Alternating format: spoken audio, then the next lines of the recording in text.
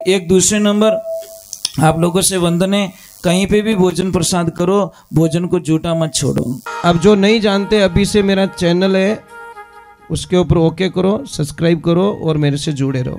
बहुत सारी बातें ऐसी बताई है मैंने जो आप बोली श्री भगवान की, बोली नवदुर्गे मात की, बोली आई मात की, पधारे हुए सभी भक्तों की, धर्म गुरु दीवान साहिब की और सभी देवियों की। बोलो राधे राधे।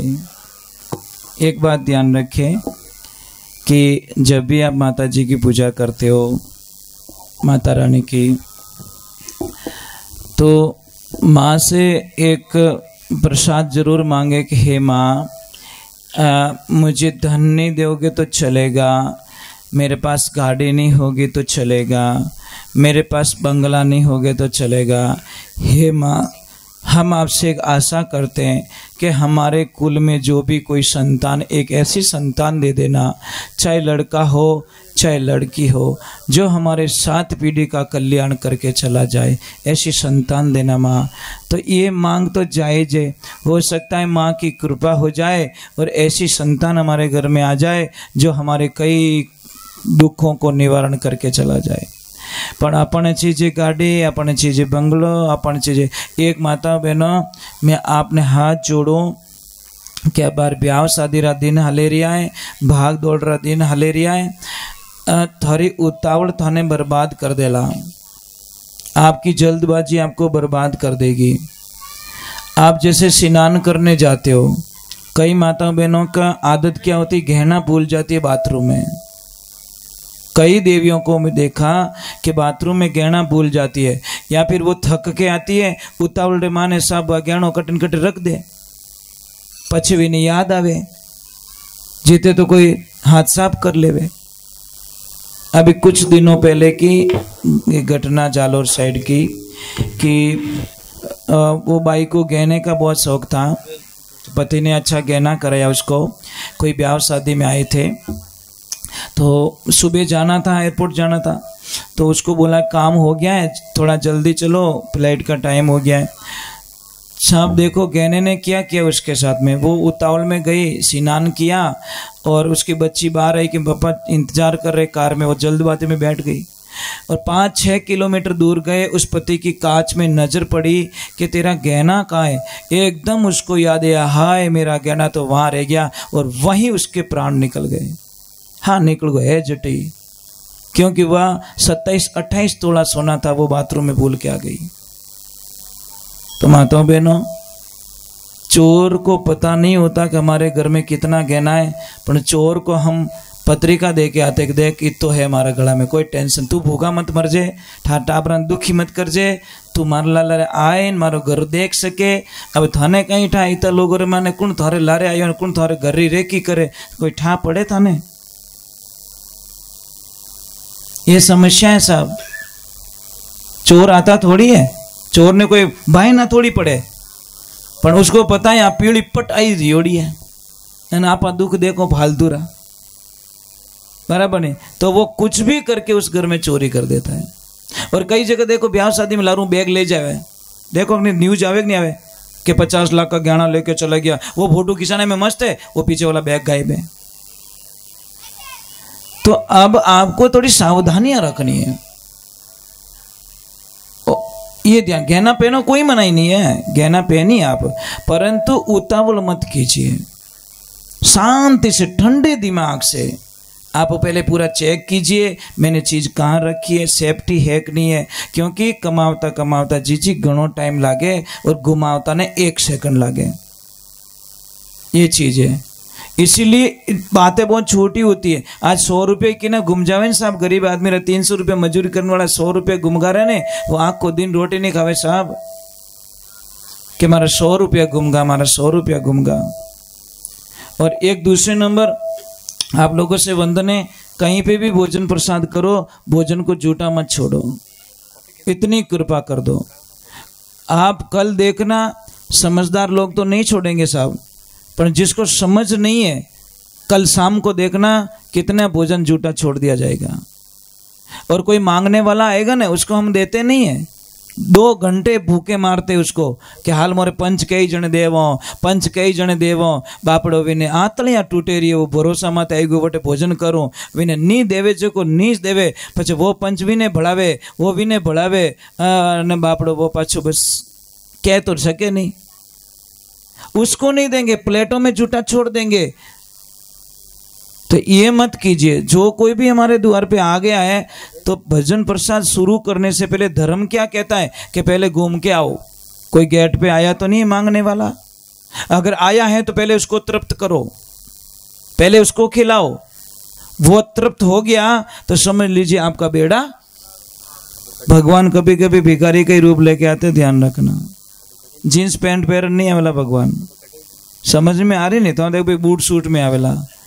और अपना लोग भाषा इतना टड़गा है लोगों जिन्हें कल्पना मिनक पणो गियो कुल मिलान फॉर्मलिटी से। आज अपने कोई बड़ो फंक्शन रेवे नहीं साहब, आप गरीब कोई आसपास में रेवे ना उन्हें पत्रिका नहीं देवो कि वटे आवेला मारा वीआईपी मेहमान में आवेला तो मारा घर हड़को लागेला, क्योंकि इन्हें तो फाटोड़ी धोती पहरियोड़ी है, इन्हें फाटोड़ा चप्पल पहरियोड़ा है। और अगर वो वीआईपी मेहमान में आई गो तो मेरी तो बेइज्जती हो जाएगी। पर उस बंदे को पता नहीं है कि जब तू मर जाएगा तो सबसे पहले ये बंदा काम छोड़ के तेरे घर पे आएगा। अंतिम यात्रा में सबसे पहले ये आके बैठेगा बंदे। वो वीआईपी लोग पत्रिका वाले नहीं आएंगे। वह तो कहीं मेरे कंपनी में छुट्टी नहीं मिली, मैंने नौकरी सरकारी में छुट्टी नहीं मिली, और जिसको तूने जिंदगी में कभी कदर नहीं की उस आदमी को पता चलेगा कि मोरे पड़ोसी गया तो वह बापड़ो बड़ी मजदूरी छोड़ अन थोड़े आंगना में आइन बैठी और वो आप रे कंधो लगावेला। महाराज वो कड़वो सत्य ध्यान रखजो। हम क्यों मतलब मिनक मिनक में फर्क क्यों समझो? कपड़े पहनने से आदमी चेंज होता है क्या? तो क्यों चेंज समझते हैं साहब? एक अच्छा आदमी कपड़े अच्छे पहन के आ गया तो उसको हम बड़ा आदमी मानते हैं, और जिसके कपड़े फटे हुए पहने उसको हम गलत आदमी मानते हैं। ये सबसे बड़ी मूर्खता होती है हमारी। क्यों मतलब अपने मिनक देखना चाहिए साहब। इसीलिए और ध्यान रखा, जब तक जातिवाद का जहर हमारे दिमाग से नहीं निकलेगा तब तक हम कभी एक नहीं हो सकते। पता नहीं हो जाति वालों डिंगलो काटा कौन पकड़े हो, राम जाने। किन्हीं भलो रियो किने भलो रियो अपन सबों ने बिखोर दिया। महाराज एक ध्यान है, जो भी जातिवाद करता है, मैं कड़वा सत्य बोलना चाहता हूं, जो जातिवाद करता है समझ लीजिए रात को 2:30 बजे और 2:30 बजते ही आपके घर में किसी की तबीयत बिगड़ती है, आप उसको दौड़ के हॉस्पिटल ले जाते हो और हॉस्पिटल ले जाते ही डॉक्टर कहता है कि 3 यूनिट खून लाओ भैया, नहीं तो ये मर जाएगा, ये बच्चा भी मर जाएगा, माँ भी मर जाएगी। आप दौड़ के ब्लड बैंक जाते हो, 3 यूनिट खून लेके आते हो, वहां पे जाति पूछते हो। भाई लोग कोई जाति पूछी आज दिन तक दाता? बस वहां पे किसी ने नहीं पूछा कि किस जाति का खून था, किसने डोनेशन किया और किसकी रंगों में गया। इसलिए और सबसे बड़ी बात महाराज, ये देखो टेंट, ये बिस्तर बड़ा पवित्र है साहब। टेंट बुकिंग करे इन्हें पहला पूछियो को टेंट कटे कटे गियोड़ो भाई, किन किन जाति में गियोड़ो बताए दे, कोई पूछियो तो इनमें तो क्यों बैठा भाई, वो तो बहुत जगह गियोड़ो है, बहुत सारे लोग बैठे होंगे इसके ऊपर।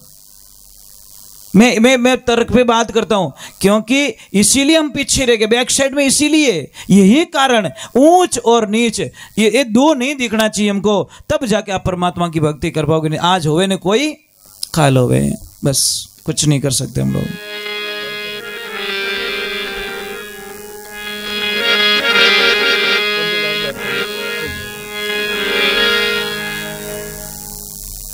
कोई जाए जो मत भाई, थोड़ी देर तो बैठो, पैसा भेज जाओ, फंसा हुआ के हाँ ठीक है। बोले श्री भगवान की। थोड़ी देर का तो टाइम और निकालो, चलेगा नहीं? 2-4 भजन गाऊं क्या चलेगा? उतावल तो नहीं है, पण पत्रिकाओं घणी एवडी प्रॉब्लम आई है महाराज। उनाळा रे माने डॉक्टर साहब रही तो ठाठ रेवे, कारण बताऊं? डॉक्टर साहब ने पतो है कि सब अटरम सटरम खाई, सबरो जीव दोरो वेई, किने हीरो सूट नहीं रहे तो किने लस्सी सूट नहीं रहे, किने कूलर सूट नहीं रहे तो किने वो सूट नहीं रहे, और आई मारकने लास्ट में तो कितो ही खाई जो आवणो मारकने जाना पड़ता सब। कारण क्या है? बॉडी एक्सेप्ट नहीं करती। चलो भली श्री भगवान की। बोले गौ मात की। याद आ गई शास्त्र की बात। क्यों मैं शास्त्र पढ़ता हूँ, लोगों को बता देता हूँ, कोई माने या नहीं माने मुझे कोई लेन देना नहीं। जैसे आप कुलदेवी के मंदिर जाते हो या कुलदेवी के प्रसाद चढ़ाते हो या पितरों को प्रसाद चढ़ाते हो, आप एक बात बोलूं आपको,